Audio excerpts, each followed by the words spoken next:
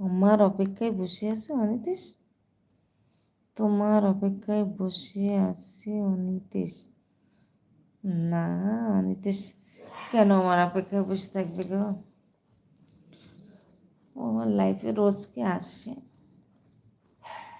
যার ভালো লাগে তার কাছে সে আসে। তাই বলে কোনো অপেক্ষা না। আমার ছোট বাচ্চা আছে,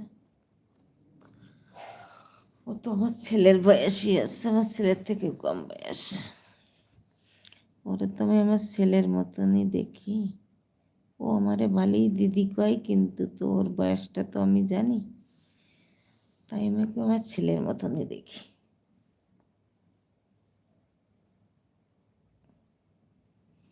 ও সেদিন বলছিল কি যে একটা তিলক কাটা মেয়ে হবে, আর আসছে হরে কৃষ্ণ মানে নাম নেবে, সেরকম একটা মেয়ে চাই।